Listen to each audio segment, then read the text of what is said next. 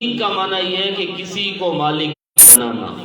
عشر اور زکوٰۃ تب ادا ہوتی ہے جب آپ کسی کو مالک بنا دیں، اور مالک بنانے کا مقصد یہ ہوتا ہے کہ آپ نے کسی کو دی، اس کو مالک بنا دیا، اب اس کی مرضی ہے جس طرح چاہے اس میں تصرف کرے، آپ اس پر پابندی نہیں لگا سکتے۔ ایک چیز کسی کو دے دی، اب وہ اس کا مالک بن گیا، اس کی مرضی ہے وہ جس طرح استعمال کرے۔ تو یہ جو مدارس کے محتمم ہوتے ہیں وہ زکوٰۃ کے پیسے کے مالک نہیں ہوتے، بلکہ وہ تو وکیل اور سفیر ہوتے ہیں۔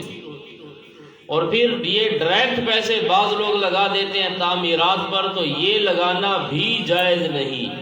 یہ اس لیے لگانا جائز نہیں کیونکہ تعمیرات یہ بھی کسی کی ملکیت میں نہیں ہوتی، تعمیرات کا مالک کوئی بھی نہیں ہوتا، یہ طالب علم تعمیرات کے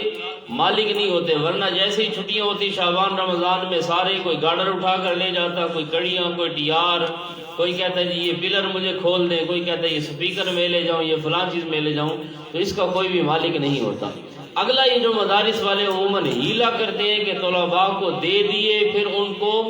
فوراً واپس لے لیے، ان کو سمجھا دیے کہ آپ ہمیں واپس کریں، تو اس طریقے سے بھی یہ ہیلا وہی ہے بریلویوں والا۔ اگر بریلوی ہیلا کرے تو وہ ناجائز ہے، ہم اشاعت التوحید والے کریں، دیوبندی کریں تو پھر جائز ہے۔ تو اس لیے یہ ایک ہیلا ہے جو شرعاً جائز نہیں، کیونکہ عشر زکوٰۃ کے اندر تبلیغ شرط ہے۔ تو یہ طلباء کو اگر پیسے دیں بھئی آپ اس کے مالک ہو، ٹچ موبائل لو آپ کی مرضی، کوئی لیپ ٹاپ خریدو آپ کی مرضی، جو چیز کرو، پھر طالب علم دیکھا واپس دیتے ہیں کہ نہیں دیتے، تو یہ تو ان کو دے دیا۔ اچھا پھر دے کر جب واپس لیتے ہیں گویا آپ نے مالک بنا دیا محتمم نے طلباء کو، بھئی آپ اس کے مالک بن گئے، پھر اس سے واپس لے لیے، تو اس کے اندر طیب نفس بھی نہیں ہوتی۔ اور آپ صلی اللہ علیہ وسلم نے فرمایا لا یحل لمال امرئ، کسی آدمی کا مال دوسرے کے لیے اس وقت تک حلال نہیں الا بطیب نفسی، جب تک وہ دل سے خوش نہ ہو۔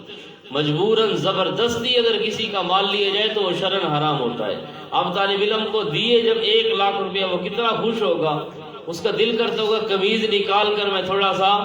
فریش ہو جاؤں، لیکن جب محتمم کہتے ہیں یہ 1 لاکھ روپے واپس کرائیں تو پھر اس کے دل پر کیا گزرتی ہوگی، تو طیب نفس بھی نہیں ہوتا۔ اور یہ ایک ظلم کی قسم بھی ہے، ایک کو دے دیے پھر واپس لے لیے۔ ہمارے یہاں پر ایک مولوی صاحب ہیں قریبی، ایک آدمی ہے، اس نے کہا جی میں نے طلباء کو پیسے دینے ہیں، مولویوں پر اعتماد تو ہے نہیں اور بات بھی ٹھیک ہے، اس نے کہا جی جو یتیم بچے ہوں میں ان کو پیسے دیتا ہوں۔ اس نے کیا پورے طلباء میں سے کچھ بچے کھڑے کیے، بھئی یہ بالکل یتیم ہے، مسکین ہے، آپ کھڑے ہو جاؤ، آپ کھڑے ہو جاؤ۔ وہ کھڑے ہو گئے، اس نے اپنے ہاتھ سے ان بچوں کو پیسے دیے، جب اس نے پیسے دیے وہ بندہ گیا، مولوی صاحب نے بچوں کے ہاتھ سے پیسے چھین لیے، اس کو کہا مجھے دے دو، یہ میں آپ سب کو اس کی کوئی چیز لے کر کھلا دوں گا۔ بھئی جب ایک آدمی نے کسی کو دے دیے، اس کو مالک بنا دیا، تو وہ لینا بالکل حرام تھا، لیکن اس کے ہاتھ سے چھین لیا۔ اب ایک تو ان کی سیلف ریسپیکٹ مجروح ہوئی، عزت نفس جو تھی وہ مجروح ہوئی۔ اب سب بچوں میں ان کو کھڑا کیا، بھئی یہ یتیم ہے، غریب ہے، مسکین ہے، تو ظاہری بات ہے ایک دل پر گزرتی تو ہے انسان کے کہ یار میں غریب یتیم ہوں، زکوٰۃ کا مستحق ہوں۔ پھر اس کو دے دی تو پھر واپس لے لی، واپس لے کر بھئی ہم طلباء پر خرچ کریں گے، لیکن خرچ مرچ پھر کوئی نہیں کی، وہی گھروں میں سے چھبیاں اٹھا کر مانگنے والا چکر، تو یہ بالکل حرام ہے، بالکل ناجائز ہے۔ زکوٰۃ کا عشر کا پیسہ ویسے بھی یہ تعمیرات پر ان چیزوں پر نہیں لگتا، تو اس کے لیے صورت جو بھی ہو، نفلی صدقات وغیرہ وہ لگتے ہیں، جو واجبی صدقات ہوتے ہیں وہ تعمیرات پر ان چیزوں پر نہیں لگتے۔ مولوی دے کر واپس لیتے ہیں، انہیں پھر اللہ کے عذاب سے ڈر نہیں لگتا ہوگا، اس لیے وہ واپس لے لیتے ہیں۔